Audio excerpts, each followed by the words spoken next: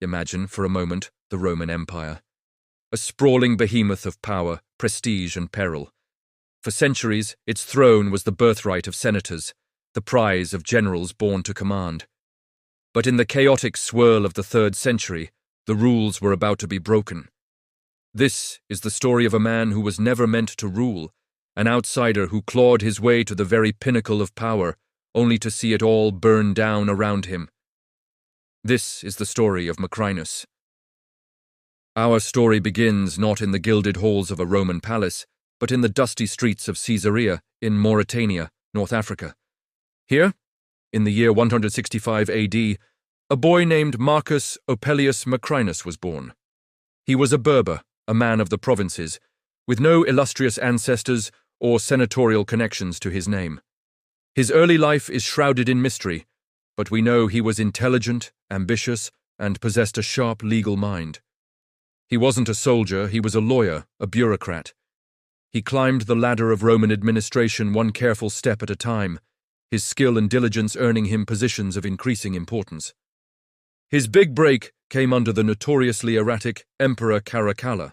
Recognizing Macrinus's administrative genius, Caracalla appointed him as one of the 2 praetorian prefects.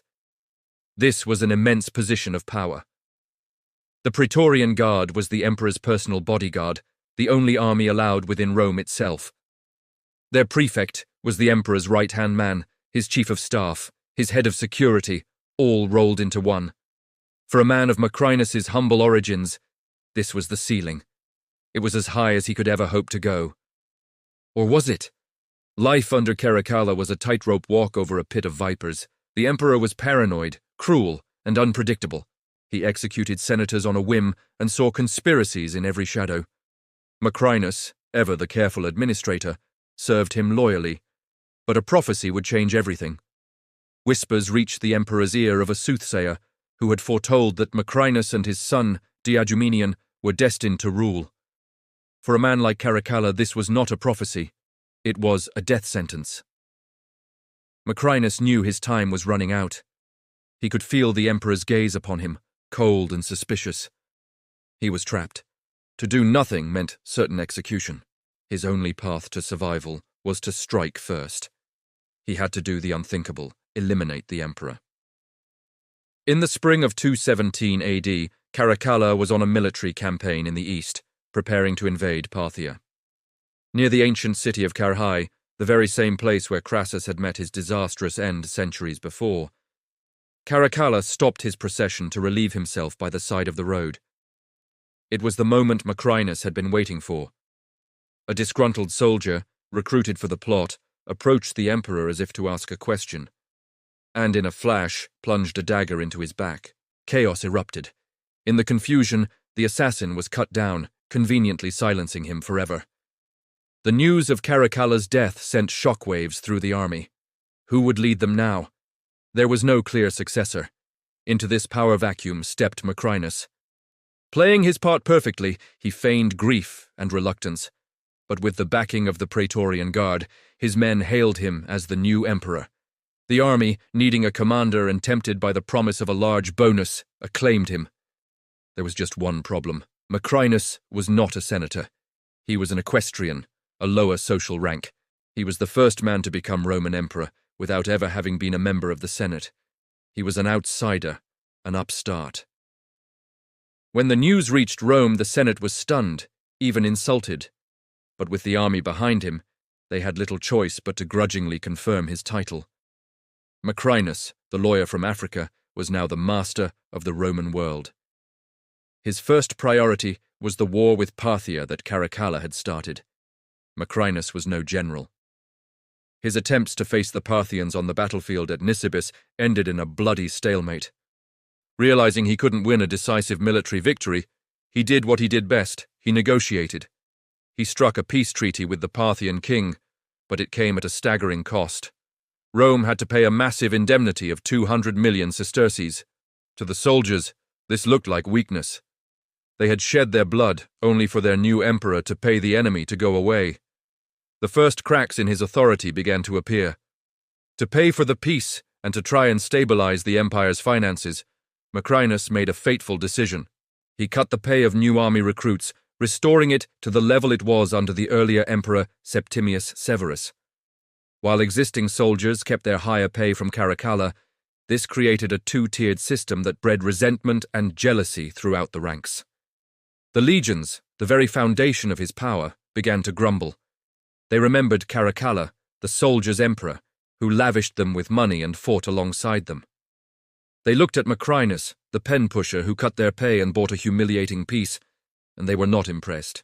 Meanwhile, a storm was gathering in the east. The women of the previous Severan dynasty were not about to let their family's power slip away so easily. The formidable Julia Maesa, Caracalla's aunt, had been exiled to her home in Emesa. From there, she began to plot her revenge. She had a grandson, a charismatic and strikingly handsome teenage boy named Varius Avitus Bassianus.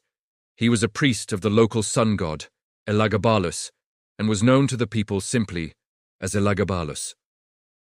Julia Maesa started a brilliant and devastating rumor. She claimed that Elagabalus was not who he seemed. She whispered to the disgruntled soldiers of the nearby Legio III Gallica that the boy was, in fact, the illegitimate son of the beloved Caracalla.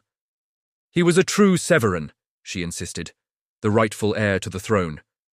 She backed up her claims with the immense wealth of her family, promising the soldiers a fortune if they would support her grandson. For the soldiers who already despised Macrinus, this was the perfect opportunity. A handsome boy with a direct, if fabricated, link to Caracalla, backed by a fortune in gold. It was an easy choice. On May 16th, 218 AD, the Third Gallic Legion declared the 14-year-old Elagabalus as the true emperor of Rome. The rebellion had begun. Macrinus, who was in Antioch, was slow to grasp the seriousness of the threat. He sent one of his prefects with a small force to crush the rebellion, but it was a disaster. The soldiers, upon seeing the boy Elagabalus and being offered bribes, deserted and killed their own commander. The rebellion was gaining momentum. Panicked, Macrinus tried to shore up his support. He elevated his own young son, the 8-year-old Diadumenian, to the rank of Augustus, making him co-emperor. He gave him the name Antoninus to try and link his own fledgling dynasty to the popular Antonine emperors of the past. He promised the troops more money, but it was too little, too late. The tide had turned against him. Finally realizing the gravity of the situation, Macrinus gathered his loyal Praetorian Guard and marched to meet the rebel army. The two forces clashed near Antioch on June 8, 218 AD. In the heat of battle, as his Praetorians fought fiercely, Macrinus did something unforgivable. He lost his nerve. The lawyer emperor, the man who was never a soldier, turned his horse and fled the battlefield. When his own men saw their emperor deserting them, their morale shattered. Their loyalty, already thin, evaporated completely. The battle was lost. Macrinus, the ruler of the world, was now a fugitive. He shaved his head and beard, disguised himself as a courier, and attempted a desperate flight back to Rome, hoping to rally support in the capital. But his luck had run out. He was recognized and captured at Chalcedon, just across the strait from Byzantium. His short, improbable reign was over. His fate was swift and brutal. He was executed, and his head was sent back to Elagabalus as a trophy.